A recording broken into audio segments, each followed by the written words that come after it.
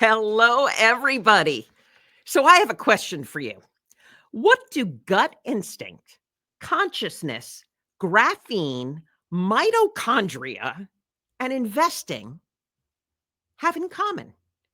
Well, 2 months ago, I would have said a lot of nothing, but then I read The Energetic Investor and a few other things by Kevin Bambrough. And he is going to tell us more about all of this. Thank you, Kevin. I have really been looking forward to this. Well, thanks very much. That's a great introduction. It's a pleasure to be here, Diane.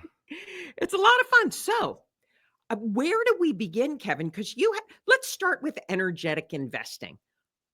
Where did you come up with the idea that maybe to invest, you needed to be a little more energized? Because people think of Wall Street as a pretty hyped up place, but hype doesn't necessarily mean energized. Well, it's as you know from reading the book, it's a long story, but a very important one because I actually started investing because I was in the tech sector and I felt the energy of the dot-com bubble as it was percolating and then exploding and all these stocks go up and everybody was so hyped and excited. And I realized even back then that I had been wired. My own father had sort of raised me with my programming of my body was that to be skeptical, to be very skeptical of getting ripped off, and to sort of, he always referred to stockbrokers as used stock salesmen. And, the idea that there's a lot of BS. And in Canada, we had, the classic pump and dumps on the Vancouver Stock Exchange. And my dad sort of was, and my grandfather was always, don't spend on credit, you buy what you can afford, you work. And, we came from the construction industry and sort of salt of the earth people. And I ended up, this was after my father had passed in the late 90s when I was working in the computer sector. And I ended up starting to really do analysis because I was so curious about what was going to happen with the dot-com bubble. Because not for the stocks, but because it affected my career. And I was wondering, like, is it going to be really tough to sell? I was rolling out and building networks. And I'm like, is there going to be this big post Y2K? Everyone had upgraded their computers. Is there going to be this glut? Is the NASDAQ going to collapse? And I made that prediction correctly. And I realized at the time, though, that there's like a herd behavior to the markets and a herd behavior to people. And so we get attracted, it's like the fear of missing out. Yeah. If somebody gets spooked in a herd, they run from things, the whole herd runs. And when you study the history of manias, panics, crashes, and market bubbles, you realize that there was these, this mass delusion occurs amongst people, and they all believe something so strongly it becomes cult-like. And then you get these crazy valuations. And then all of a sudden, as it falls apart, what's the saying, stocks go up like escalators, come down like elevators. Yeah. Or Led Zeppelins. And so you have to prepare for that. Yeah. Or they just explode. Right? And then all that ties in. And I ended up realizing, as I was explaining to people, I ended up transitioning from computers to investing in commodities because I was correctly predicting that the commodity sector was going to be the next thing to boom post Y2K. And I ended up at a hedge fund and I was shorting things, shorting what I thought would go down, shorting things that I thought were in bubbles and buying things that I thought were going to go up. And I had great success and ended up retiring in 2013. And over the years, I admire that because I always think I'd be a great short investor, but I'm not sure I would ever have had the stomach for it. It's definitely a stomach thing, and it's very stressful, and it's something I do very rarely and very selectively now. And I always preferred to be, it's got to be large cap, like extreme, like mega cap or indexes, right? And a lot of times it's because it's tied to my longs, and I feel like there's like I've had a great run in what I like, but I don't necessarily want to sell it, especially if you're a small cap investor like myself. You don't get liquidity easily. And if you want to buy 5 or 10% of a company, when I was working at this hedge fund, we were running billions of dollars. We would routinely own 10 to 20% of companies. You can't just sell in and out easily. Right. So especially a small cap. So you hedge with major indices, realizing that, everything's had a big run and there's correlations here. I think this is the most overvalued things in the market. And yes, it's just like today, when the NASDAQ goes down, when crypto crypto crashes at the same time, when people start losing money en masse in big indices, they start selling everything that they have profits in. What do you think's going on right now? The correlation between the stock market and these highs, all the pharma up versus biotech crushed, in a lot of ways. Then you have AI companies all over the place, crypto up and down. What do you think's going on there? Well, AI, I mean, there was an article out today talking about analog computing.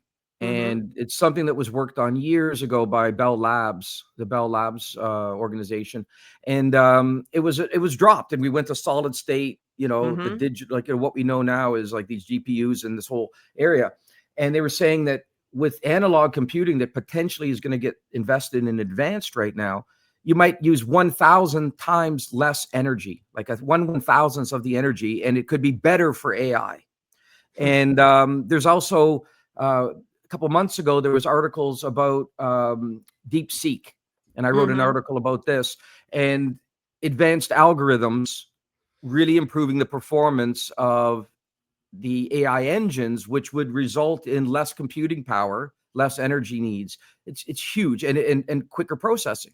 And so I look at AI right now, and I believe, I don't know which it's going to be, whether it's going to be changes in computer chips and movements to quantum computing or analog, like quantum computing, 1/1000th of the electricity again in faster speeds. So what's going to likely happen is it's the same thing that happened in the year 2000, where we had made this massive investment in fiber optics, and, all these companies like Lucent and, Nortel and, and then Cisco, and all these companies were high flyers, and everyone was like, this is the future. And yeah, the internet's the future, but we've overinvested in hardware, to send data on the internet. And we've put down all this fiber optic cable. And over the following 2 years, algorithms came out that allowed for compression. And we are able to compress our data down by to 1%. You could send like a file that's 1% of a file size from 2 years ago, send the same stuff, and it would only take 1% of the bandwidth.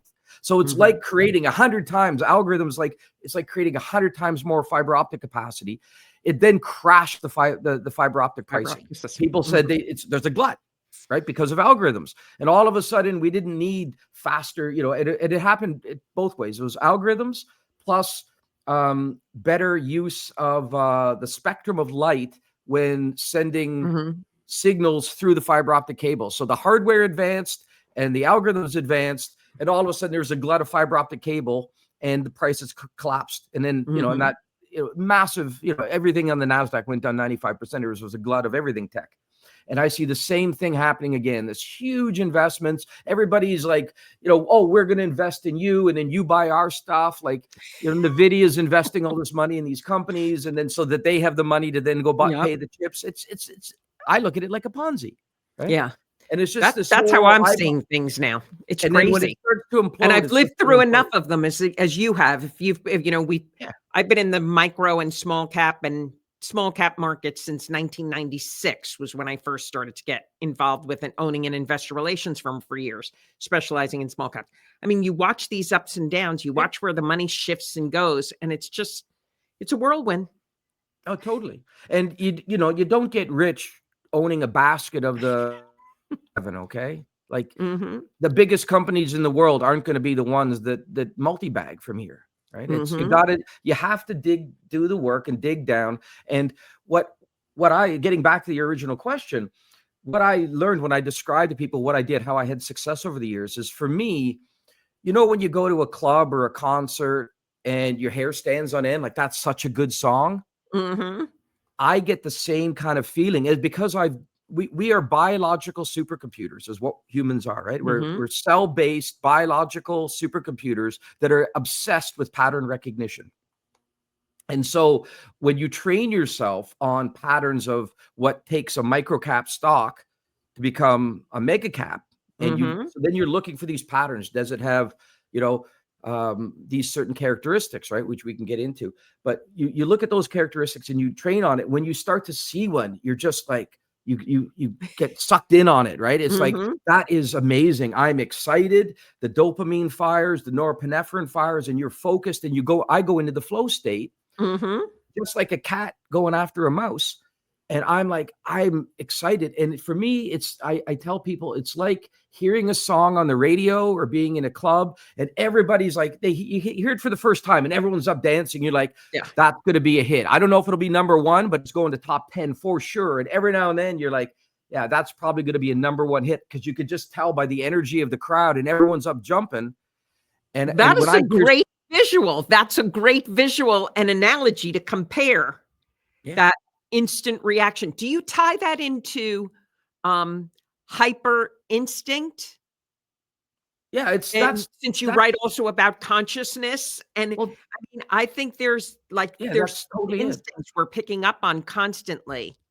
Yeah, well, it's that pattern recognition system that we have, that if we go to this place, right, we go in this direction, it's going to lead to good things, Mm-hmm. right?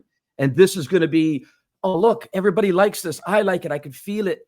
This is going to be big, right? And then you get excited. Now, obviously, you can get FOMO and it works against you. So you have to train yourself to know whether the feeling of the excitement of the crowd is sustainable or not, because you have to do the real work that that makes sense. And that's part of the energetic investor, is talking about that principle that I wrote about. It's the energy, what did I call it again? The energy principle of investing. But it's like, well, it's important because, as you said, since you made the analogy of going to a nightclub, there's a song comes on, you never heard it, but the crowd is like, oh my God, this is incredible. There's a point in every nightclub where you should go home, or otherwise the trouble starts. Yeah. And it's the same kind of thing with an investment, like tuning into, whoa, when is this oversold, overbought?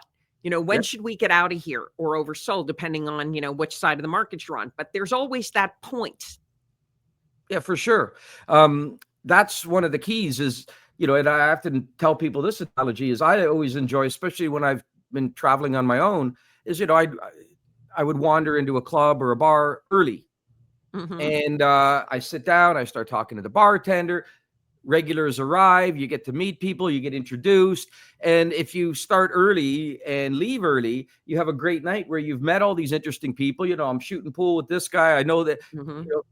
my friends might show up later and be like, how do you know everybody in here? And it's because you came early and you get the lay of the land and you know what's going on. And then you start saying, oh, everyone's pretty intoxicated. This place is a mess. It looks like that guy that I've had, suspect, it looks like a fight might break out soon. I'm going to get the hell out of here, Yeah. It's a really good visual and comparison to investing. Yeah. And that, the Greenspan irrational exuberance that seems to go on as the party continues. And crypto is a classic Ponzi scheme that people are still obsessed with it today. But you got to understand, the meme coins are garbage. They're absolutely nothing. Anyone can create them. Just make up a name, create a coin, and get a bunch of people to play, and you've got a new coin, and call it whatever you want. And then the Bitcoin is, again, it's a giant Ponzi scheme. And I got a great analogy for Bitcoin, okay? So say you wanted to dig a pool, right? Yeah. You know what you need to do. You need to hire someone first to dig a big hole. Well, Bitcoin is like, somebody's gone out and they've dug holes, and they dig a cubic foot hole, and then they take a picture, and then they fill in the hole. And then they've got a whole bunch of these pictures, of digital pictures, that they say, look at this. This is original. I've dug this hole once, right? And it can only be done once. And here's this picture of a hole. And how many cubic feet you need to dig like, a 5,000 cubic feet pool or something? Well, I'll buy 5,000 of these pictures of holes, and then you could use them as money to pay someone else to dig your pool, because that's what Bitcoins do. They use energy, perfectly good energy. They invest it in a computer to calculate. It's basically Bitcoin's like a giant algorithm where you have to solve for a coin and show an equation that earns you the right to have a big, long series of digits. That's all you get. That's all Bitcoin is a series of digits. And you could create a parallel system, and they have, to Bitcoin, and give it a different name, right? There's several of them out there. And yeah, people could go and mine it. And the first coins are easy to mine and don't take a lot of energy. And it progressively requires more and more energy, waste, and it's gone Mhm. forever. Like, Mhm. so I look at it like, why should we reward as a society? Some people are going to go waste energy and end up with nothing but digits that are completely useless and say, look what I've made. And I'm like, slow clap, right? That's even too fast. Like a Now, slow now clap. hold on. I want to Too ask you a fast. question since you're a smart guy and you're a science-oriented guy as well as mathematics and everything else. Energy, Einstein would say energy just changes its format. And Yeah, you said transforms. Yeah. it's a a draw of energy into nothing. Well, what would you say to that? Well, the energy has been consumed by the computer, and that's Mhm. why they like, if you look at data centers that do Bitcoin mining, the Mhm. computers generate heat, right? You had to Mhm. invest money in the first place, like energy, to make the computer. So that energy stored, like some of it's stored in the computer because you made it. And then when you fire up the computer and you're doing all these calculations to produce a Bitcoin, it's it's consuming energy and it's releasing it as heat. And then you're running an air conditioning unit Right. in the computer lab to cool it. The building took energy to make. All Mhm. these things. It's just energy gets Energy. transformed along the way. But what you end up with is some digits. You're not getting that energy back. And whereas if like early humans, we learned it takes energy to go cut down a tree, make a windmill, put it up, Right. and oh wow, that's worth our time because that Yeah, have wind, an end product. the wind now, we're now harnessing wind and it's pumping water out of the ground for us, or oil, or milling flour. And we know intuitively that the energy it took us to build that unit, right, that windmill or whatever it is we built, it's paying back for us. It's saving us energy compared to pounding flour, right? So question for you. We're obviously not offering investment advice. So let me just clarify with that. We're not doing that. But what would be your prediction if you were making a wild prediction of where Bitcoin is 5 years from now? And maybe we um don't even have to go out 5 years. Yeah, well, it's the most difficult thing in bubbles is predicting when there's going to be that aha moment wherever people wake up and decide to not play to stop with the delusion. And I actually created, I've been trying to get around to writing an article where I did this huge map of the ecosystem of crypto. Mhm. And you've got about $3.5 trillion of imaginary wealth, like everyone on their whether it's Yeah. crypto.com or Kraken, they're like, look what I'm worth, right? Yeah. Right. And it adds up to like 3.5 trillion today, or maybe more, even four. I think we'd lost a trillion last week, right? With Mhm. that big drop, close to a Yeah. trillion from top to bottom. It's probably back to 4 trillion. But how many actual dollars are in that system, right? And it's Mhm. probably, maybe, it's hard to guess, but maybe only like 40 billion, maybe Mhm. 100 billion of actual dollars. So if you're just a small percentage of the people that have all this imaginary wealth start saying to their exchanges, I want to sell my Bitcoin. I'm going to move to USDT or USDC or whatever, one of these, the tethers, and then I want to cash out and I want to get cash out. Mhm. There's not going to be the cash. It'll be a classic run on the bank. And that's what Yep. happened in every one of those 80% drawdowns. And at that point, people stop selling Bitcoin because it's down 80%. They're like, oh, there's no point selling now. I'm going to hold. And the new money Mhm. comes in for a while and then you bounce. And that's why it has such dramatic runs. And that's going to happen again. It's going to keep happening. And I think at some point, everyone will realize the system's broken. There's real value in crypto stable coins for certain industries. You Mhm. can tokenize things and use it to trade, but that Mhm. means that the coins are actually backed by something real, Right. right? Not ones that just are given a funny name and they represent nothing. And like, we're just going to trade Yeah. these and pretend we're all rich. It's a complete joke. And they're Yeah. just trying to convince new people all the time to send money to that ecosystem because they have real world bills. And that's one of that Mhm. big map that I drew. You got to pay the staff, you got to pay electricity, you got to rent building space or own offices. And they don't want to get paid in Bitcoin. They want the Yeah. cash that buys their groceries. Yeah. And they gotta buy a house, or they want to buy a car, or they want to do whatever. Right. There's all these areas where money is flowing out of the ecosystem on a sustained basis. Like they're advertising to mainstream media, even the crypto.com stadium, you know, it's just money flowing out, and real dollars need to get paid. Do you think the dollar will cripple the system at some point and implode it when it's just, a matter of when it's overvalued? The dollar will stay as the world currency? No, I think it's already lost it to a certain extent. I think we're already into a basket approach. I mean, if you look at the amount of, I think just recently China is now trading more goods in their own currency than they are with US dollars. It just kind of went above 50%, I think, recently. And they're on the way to say to other nations, if you want to trade with us, you got to trade with our currency. And that'll cause more stock.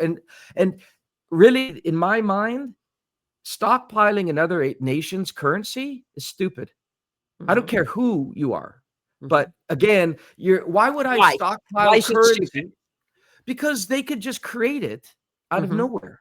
Yeah. And if you're like, I always I've actually been to China, and I met with CITIC Securities and CITIC Bank and some of the biggest. These are like the biggest banks in China. This is the Chinese government's financial arm. And years ago I met with NPS, the National Pension Service of Korea, which was at the time the third largest pension fund in the world. And I talked to them. I say, I think it's amazingly crazy. I go, I try and understand this. You guys make all this stuff and you load it on boats and you send it over to the US, and in exchange you get digits of, it's like they don't get actual physical bonds anymore. They're just stockpiling treasuries. And I'd say, they're just going to print it. They're not going to pay you back with real goods. They're just going to go, here you go. We've created some money and we're paying off those treasury bills. We'll buy them back with freshly created cash. And I said this pre-quantitative easing. And I was I predicted quantitative easing in the early 2000s without calling it quantitative easing. It's called quantitative easing because they don't want to say what it really is, which is printing monetizing their debt. They're printing their debt away. Yeah. They're paying their debts by just saying, doot, I've created money. There you go. Yeah. There's even more depth to the ridiculousness of this system. One of the things I've talked about on other podcasts is the pension funds, right? Like the US pension funds, the US people save money, they pay their taxes, the money goes to the government, and then the government takes your money, and part of what's being held in the pension fund is US bonds. Yeah. So that means that they didn't save the money. You're not saving any money, because when the pension fund buys government debt, it means that the government has spent the money already.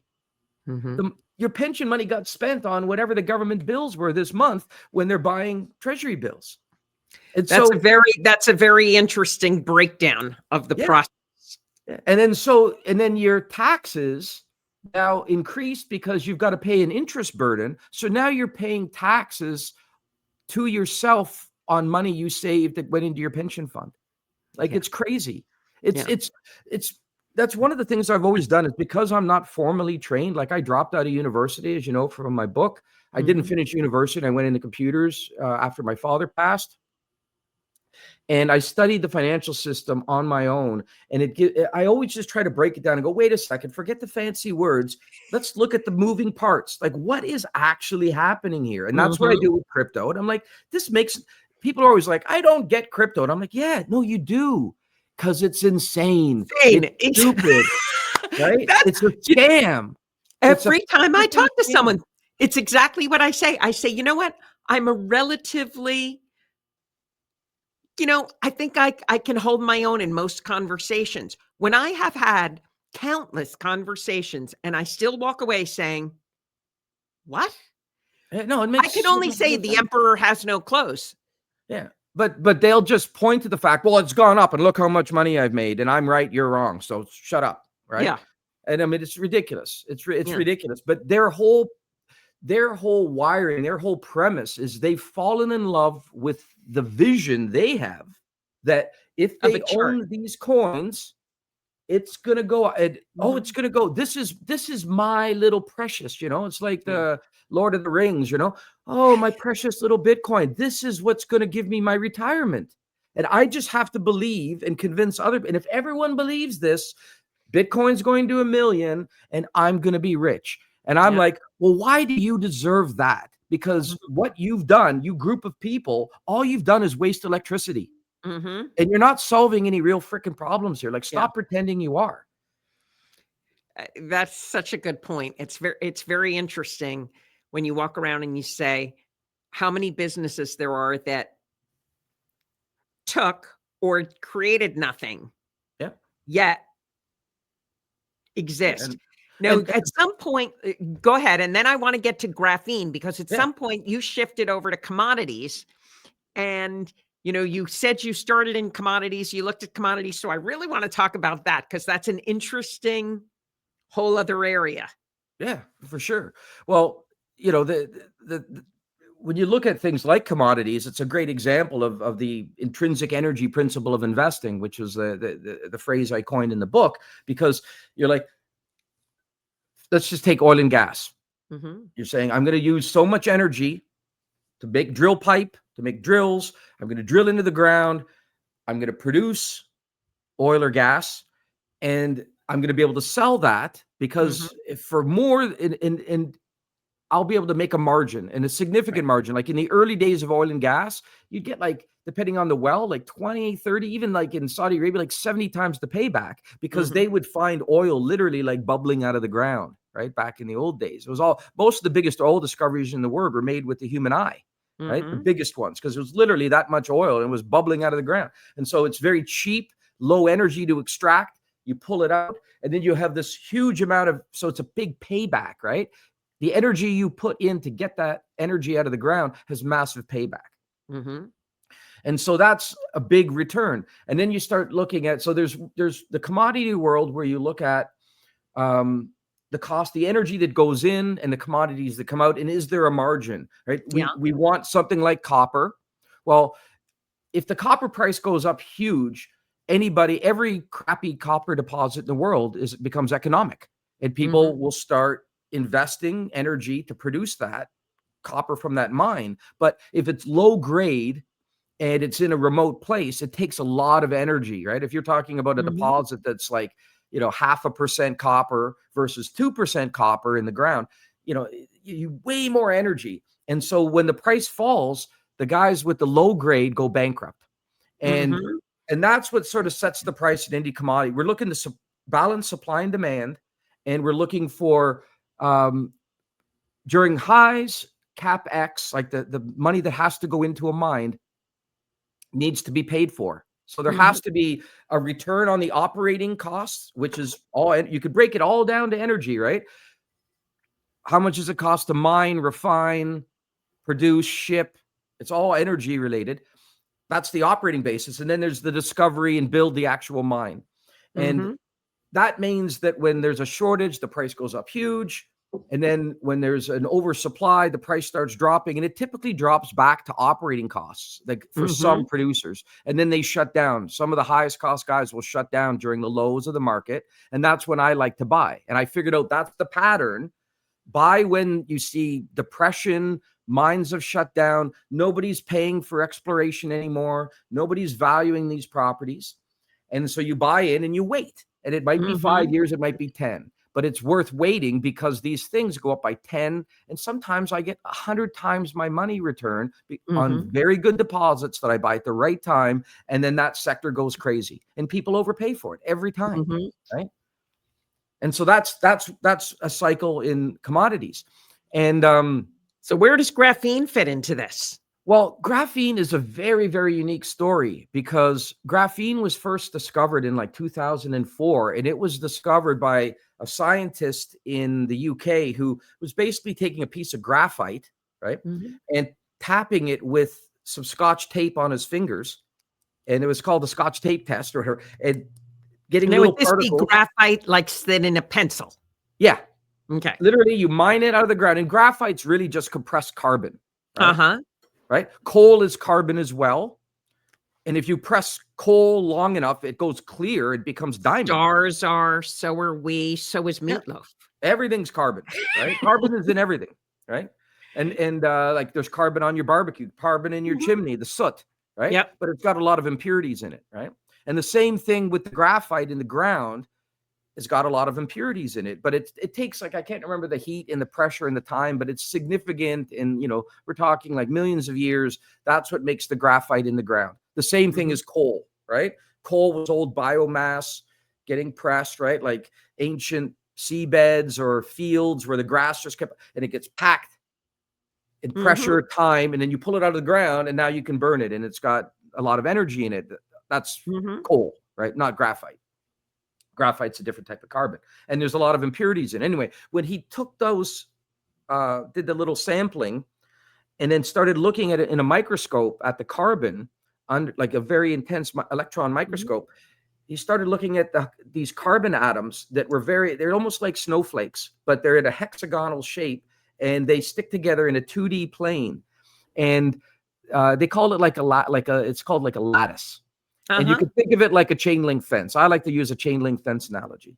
And when carbon molecules are on a 2D plane and stuck together, they become super strong. And it's like you get these crazy wonder materials where they say, if you could get a whole bunch of them and stick them all together, and you get this, you could make a hammock that's invisible that could hold a cat, right? The weight of a cat. If you could do supercomputing with it, it's quantum mechanics, quantum entanglement, quantum computing, all this stuff. Weird things happen at the atomic level. We don't quite understand it. It could be a superconductor. You could make it's like stronger than steel, harder than a diamond, all these crazy properties. And we're just figuring this out now, but it's been 20 years in the process. And at first, because it was discovered with graphite, immediately companies started going around the world, especially all the promoting mining companies, like the mining promoters out of Canada. We're all about, let's go around the world and we're going to mine graphite and make graphene, right? Because it's going to be this super material that goes into everything. And when you actually go through that process of mining graphite, and you got to crush it and pound it and use all this energy, even at best in chemicals, and treat it, and they're like zapping it with lasers and this plasma, they're doing all these different things to try to get to just these particles, because a graphite deposit might only be 10% graphene or less, right? Very low. Actually, way less than that. Anyway, you're trying to get just these separate and get these little perfect particles. And so a lot of the companies that tried to do this ended up making what they call graphene, but it was really a high percentage of graphite powder with graphene. And it's very inconsistent batch to batch. It's hard to work with. And the companies that have tried to work with it had difficulty achieving the results and doing the wonder materials, which we're going to get into now. And so what Hydrograph figured out, which is the company that, as I started analyzing the landscape, I'm looking at, well, who's going to solve this problem, right? And not only is there the problem of quality and consistency, but there's cost and the environmental issues. And at first, everyone thought you'd need to have these 2D. It can only be 2D. It's got to be these single layers, and then you're going to work with that. And because there's not a lot of understanding of what you could do with these atomic particles in small sizes as they cluster together, right, into carbon. And so what ended up happening is Hydrograph, they have a scientist named Dr. Sorensen, who's he's won every single award a professor could win out of the University of Kansas, in the middle of nowhere, like Manhattan, Kansas. Or literally, it's like the middle of the USA. Small town. I went and visited recently and met him. The man's a genius, and he's won, like I said, every award that could be won. And he just is a simple guy who just wants to do science. He doesn't care about money. He didn't care about it. He just wants to do discovery and have his lab and invent things. And so he started working with exploding things in a chamber, and basically like creating things with it's like combustion synthesis. Right? You know how you spark, when you spark fuel in your car, it moves the piston, right? Yep. And then out comes exhaust out of your car, right? Well, when you take acetylene, was one of the experiments he wanted to do. Acetylene is made from natural gas, so it's abundant in the USA. You can make piles of acetylene, no problem, with all the natural gas we have. And acetylene is C2H2, meaning it's two carbon atoms, two hydrogen. And you put that in, and just think of it. I like to joke that it's like a scuba tank with a spark plug. If you fill that tank with acetylene and oxygen, 3 parts acetylene to 1 part oxygen, and then spark it, It's they call it an exothermic reaction, I believe. And because you've got carbon, hydrogen, and oxygen. Yeah. And if you think about in shop class, for those viewers that maybe were in shop class, or if you've ever seen someone with an acetylene torch, they turn on the acetylene first and they light it, and it smokes black. There's like this black soot rises in the air off it. Then they turn on the oxygen, it goes, right? It comes right out. Right. So they had to play around to figure out the exact ratio. And a lot of these things are protected with their patents and trade secrets of what they did. So, in the sparking process, the way to do this at scale is what they figured out now with a thing called the Hyperion chamber. And so when they do this and they spark it, and I've seen the thing operate, it's fantastic. And they opened up even the test chamber to show me, so I could actually see the graphite. And you scoop this stuff up, the whole thing, what happens is because there's no moving parts. So wait a second, when you put the acetylene and oxygen and hydrogen together, it creates graphite? Yeah, I'm getting to that. So they spark it, right? Okay. When they spark it, it's like an explosion, but I like to call it like combustion, because people think like, oh, it's an explosion. It's as dangerous as the factory. Right. No, it's not. Like, you have an explosion in your car, right? At 6,000 RPMs, or 6,000 explosions per minute in a car, right? And you think about the pressure in a car, right? You got your, for turbochargers, I think it goes to like 2,000 PSI or something, right? And then your temperature of your car quickly runs up to like 180, 200 plus degrees. And you have coolant in the engine to keep the engine cool. Well, Hydrograph's machine, this Hyperion machine that they've invented and patented, it's doing like like 4 to 5 cycles per second. It fills the chambers with acetylene, it sparks, and because it can't move, right? There's nothing to move. What happens is in a matter of milliseconds, like probably 10 to 15 milliseconds, the spark they even don't even tell you exactly about what they figured out with the spark system. It's all patented, and some of it's trade secret because they don't want people to know all this stuff. They've been working on this for 10 years, right? Anyway, they create a spark, right? So the thing, there's this burst of explosion inside, but it has nowhere to go. Some kind of combustion. It's like a shock wave, because it can't expand, right? It can't. It wants to do work. That's what happens when you spark your gas. So it's kind of like within a piston kind of concept. It does work. It expands. Yeah. And so it does work moving the car. And then it generates a bit of heat, right? Well, when you spark it and you can't do work, all that energy goes to heat. And in 10 to 15 milliseconds, there's a spike to like 3,000 plus degrees. And that's hot. It's like a shock wave. Right. But it's quiet. It's amazing because I watched the machine. It's just this little tiny pop sound. You can barely hear it, right? On a small scale. On the big Hyperion chamber, it's a pretty good pop, but I measured on my phone like fairly low decibels, like not damaging to your ear or anything, Right.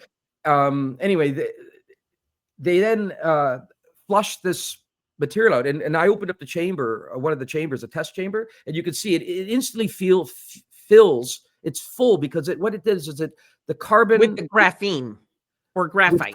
Well, you got to remember graphene. I don't like the name graphene, and I don't like the name like graphite, graphene. It's carbon. Right. It's just the name. So carbon is what remains. Yeah, carbon. Okay. Right? So what happens is the hydrogen and the carbon got separated during that little boom, a little shock wave. It's just boom. And then instantly the whole chamber is evenly filled with it's like Sorensen called it angel food cake, like a pure black angel food cake. And it starts falling, right? Like when you open it up, it starts falling like you've opened up the oven too early, Yeah. And the cake's collapsing. And you scoop it up and it weighs nothing, and it's this super light, fluffy stuff, and you touch it and it just disintegrates to nothing. But it's pure black. And another analogy I like to use is wait a second. What do we want this for? Yeah. What purpose will it serve? Okay. So you know all about the critical minerals. Everyone's talking about critical minerals now, and the U.S. government Mm-hmm. and saying we need the rare earths, and it's going to go into phones and magnets and all this stuff. Well, graphene is going to prove to be the most critical material of all materials. It's gonna Why? they're equating this stuff to the discovery of transistors that led to computing. They're equating it to like it's literally like bigger than the internet. Some people are saying it's like the biggest thing since discovering electricity. That's how But why? massive. What will it be used for? Why is it Okay, the biggest thing? What sure. are I its keep teasing. properties that can be I made keep into teasing. something? Yeah, I keep teasing.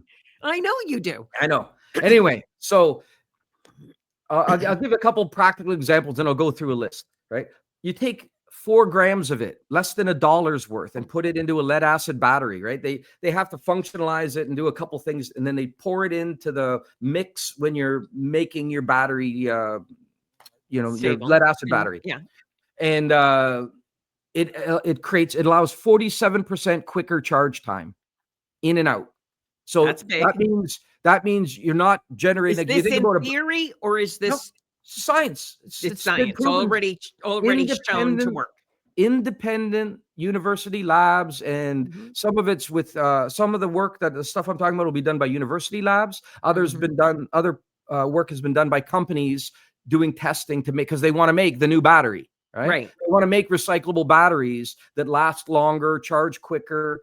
And is um, it lighter? Since you said this is a yeah, very light. you'll be able to do so. Yeah, it makes things stronger, lighter, scratch resistant, UV resistant, better electricity conductor, or you could use it as an insulator. It's so interesting what you could do with this stuff.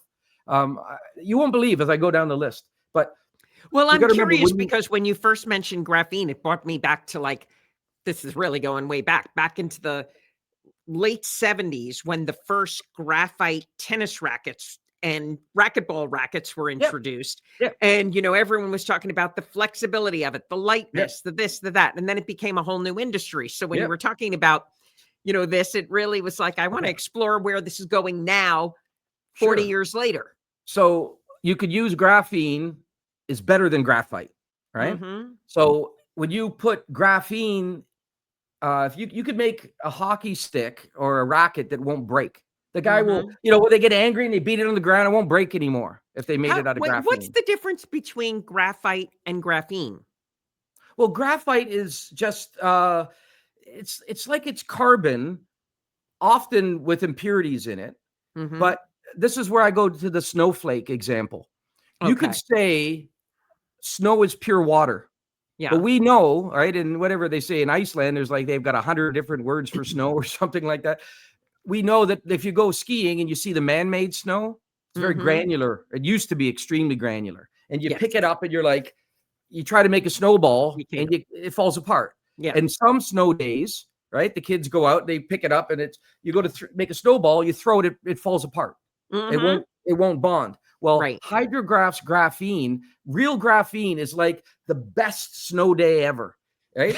The carbon is like this, right? And it's just opened up and it's ready for business. And it wants to grab graphene as an atom is Mm-hmm. like it's greedy, right? It wants Mm-hmm. to grab and hold on to everything. It stuffs stuff inside itself and holds on to things. It forms that lattice and it locks up. And so you end up having the most perfect snow that you can make a Mm-hmm. snowball and roll it up and make a snowman super quick. And then you could carve that, it's like the perfect snow day, but you're dealing with carbon.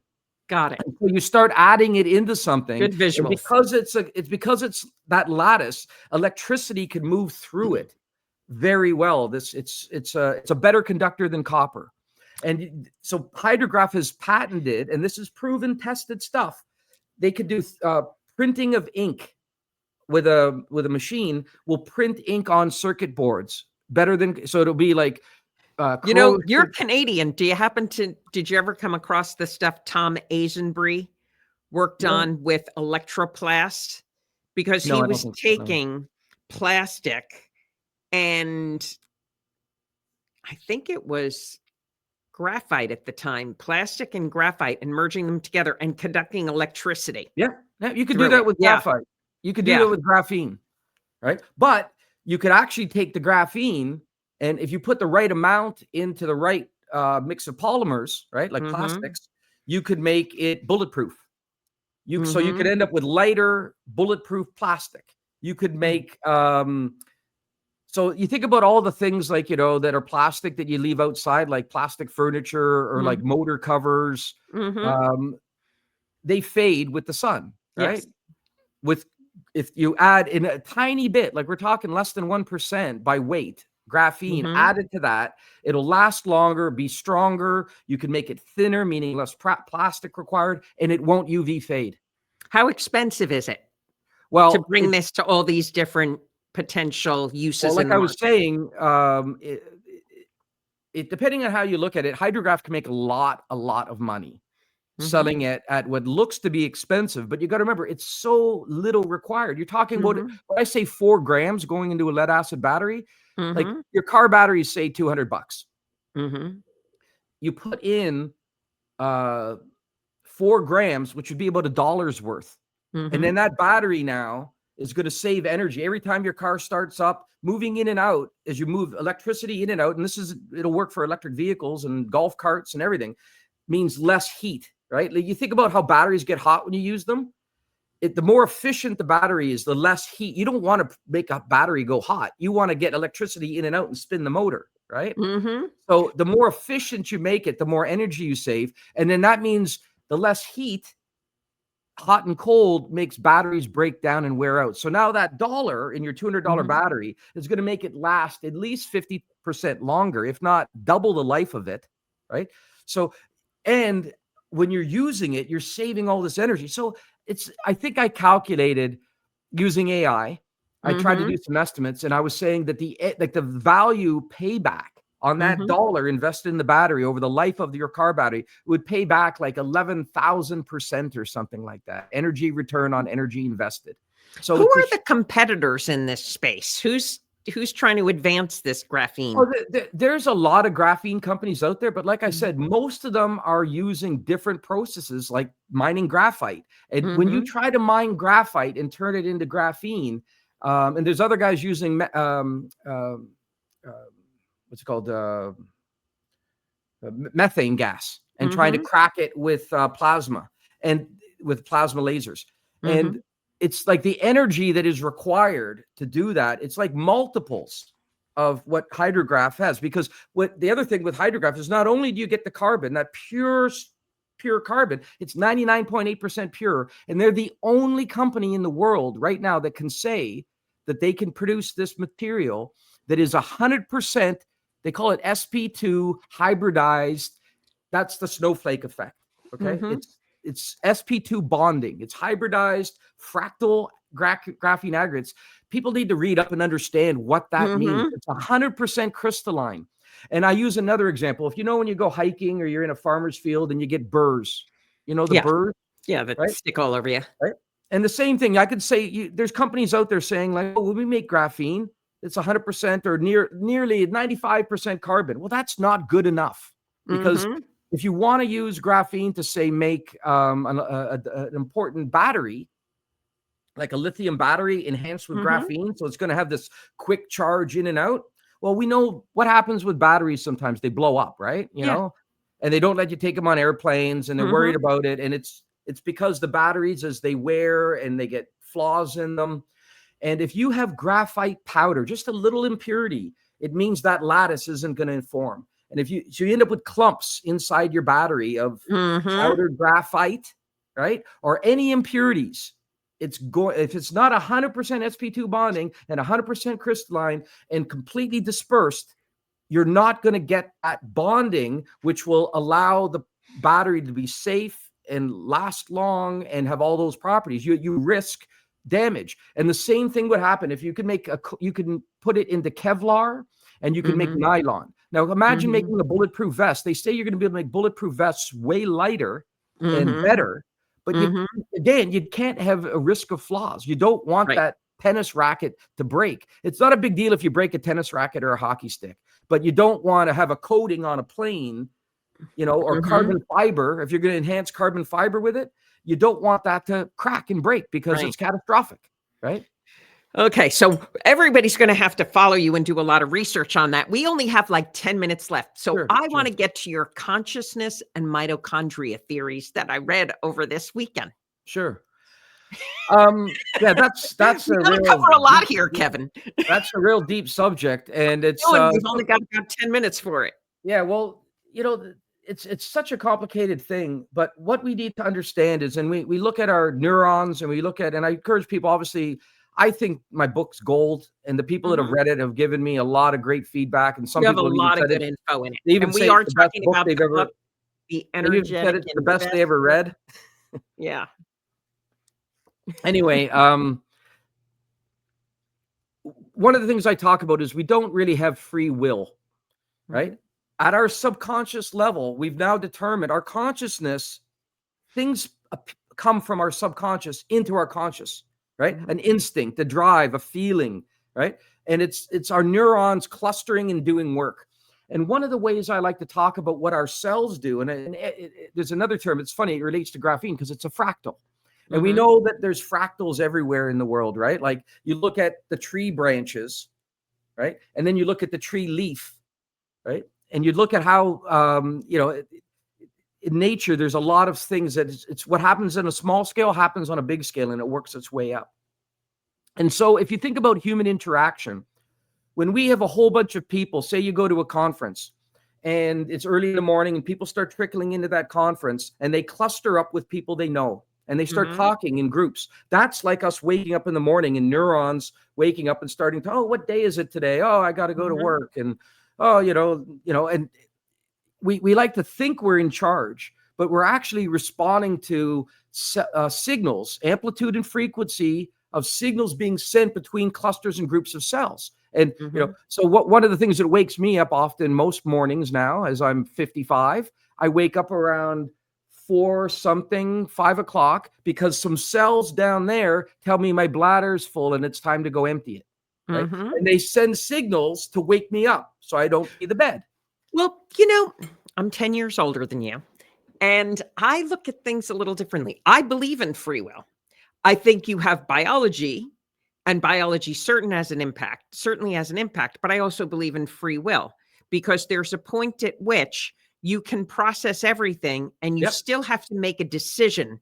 Yeah. Is it So that's the next step is we have free won't. So and we have to, part of the training we need to all do is, and use investing as example.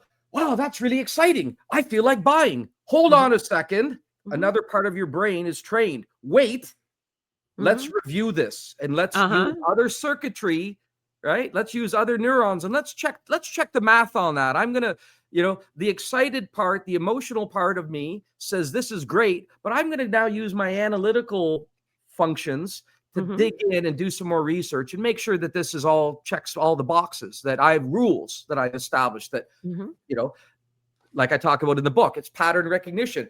Do all these things line up in this company that make it, yeah, okay, it's probably going to do well then, right? And mhm, you want to make sure you check all those boxes. And that's the same thing that happens with our choices. It's like, wow, look at that big cake. I would love to eat that. No, maybe I shouldn't, right? And you have to mhm. be able to stop yourself, and you could stop yourself. And then the more you train Or yourself, maybe I will.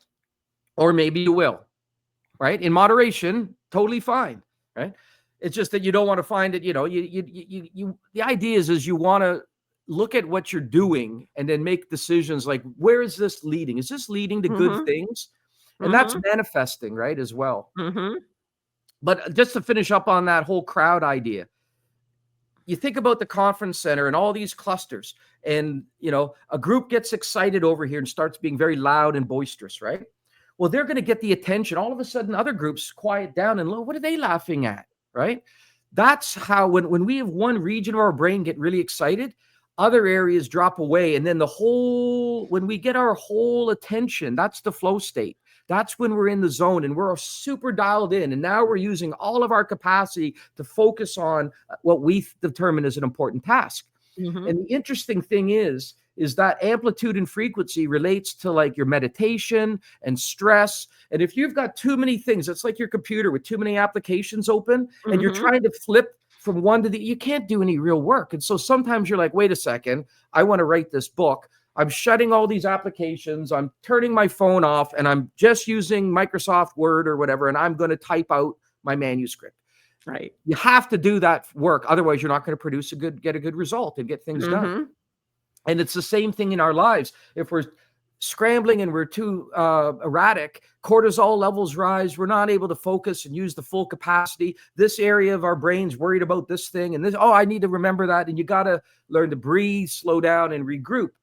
And we have to realize that we have all these triggers, right? These triggers, and it's literally, if you think about that amplitude and frequency, I use the analogy. You could have this amazing. Everyone's concentrating on the speaker at the front of the room. And or people are at break time are all having conversations. Well, if one person comes in and screams really loud, like they're dying, right? Everyone shuts up, right?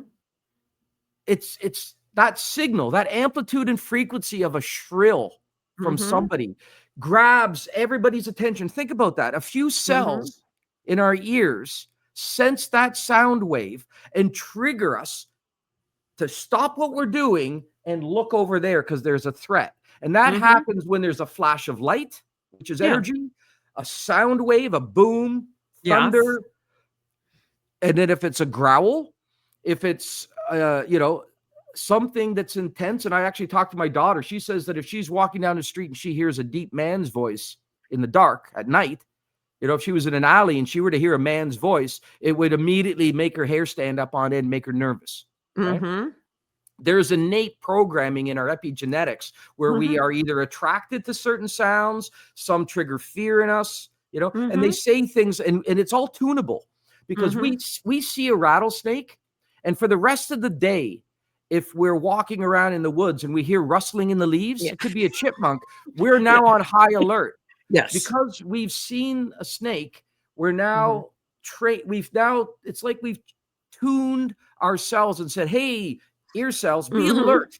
And then what happens when you get that spark, that voice, that signal, that scream that puts you into aversion mode? Depending on how strong of an aversion you have, you're wired to kind of explode with ATP, your energy levels rise, and you're ready to go fight or flight. And you don't want to be in fight or flight unless you really need to fight or flight, right? And that relax and ready and rest and digest state, when you hear the soothing sounds and you get calm, and that's why you put on the calm music or whatever and soothing voices and you take it down, and you could calm people. And these types of triggers are everywhere, right? It's not just about sounds and distress. It's like, for some people, it's when a certain teacher, like for a student. Okay, but hold on, because we've only got about 2 minutes. Wrap that up into investing.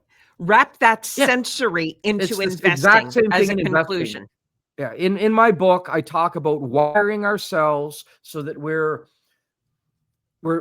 trained to not be distracted by what's going on the front page. And instead, we get excited. We get in the zone and in the flow state by digging in the last page, right? What's on the back? Like what's in deep within this document or whatever that is eventually going to become a front page story. I want to go to the places where I could hear that song early, that I know, and I'll hear it. I'll be like, yes, that's going to be a big hit. I want to sign that artist. It's the exact same thing. I hear this stock story and I'm like, oh, that checks all the boxes. I've done my due diligence and I can't poke a hole in this story. That means that everybody's going to love it. And and then not only that, but so many people don't do good due diligence. And you start saying, wow, this story is so good. I think it's going to go viral. And I wrote an article recently because there's a book called the guy who coined the phrase about irrational exuberance. Sorry, his name escapes me right now. Anyway, he wrote a book about why stocks go viral. And when you check all the boxes and something so exciting, and there's all these different themes, right? And graphene's like, oh, it improves the environment. oh, there's all these massive military applications, right? Mhm. Massive military applications. Like I didn't even get through. There's 27 critical industries that have been identified by JP Morgan. And I'm just writing an article on my X account, just published today, where I show why graphene applies to every one of those 27 different critical functions, right? Every single one of them. Like, you got to read this because there's no other material that is like that. There's nothing else and no other company that is unique as this one. And that's what I love, is when I find a story like this early, I'm like, oh, everybody's going to love this thing. This thing is going to be worth tens of billions, right? Now it's just getting close to $1 billion Canadian, like 600, 700 million US. It's going to go to the NASDAQ. It's going to go huge. People are going to fall in love with this company because it helps the environment. You can make nonstick pans with coatings that are going to be safe. You can make plastic bottles that don't have PFAS issues, that plastic doesn't leach into your body. So many different applications. Well, I cannot wait to learn more. I wish this time wasn't up. I have been speaking with Kevin Bambrough. Yeah. Okay, we got to make sure we say that right. Bambrough. And there are going to be links to his X account, his website. There'll be all kinds of links below here so you can follow him. He's, as well as a link to his book, The Energetic Investor, which is really it's such an unusual take on investing and health and ties it all together and consciousness. It's just a really good book. I highly recommend it. So, Kevin, thank you so much. We're going to move over to the green room. Hey, thanks very much. It's been a pleasure. Thank you. Everybody, I'm Dian Grissel. This is the Silver Disobedience Perception Dynamics podcast. I'm sitting in Manhattan Center, and I just love this place. I'm in TV2, and Kevin is in some wonderful place in the world, thus the tan. So, and the pale face. Please hit subscribe and follow Kevin and everybody else on this show. Hang in there, Kevin. Here we go. Thank you.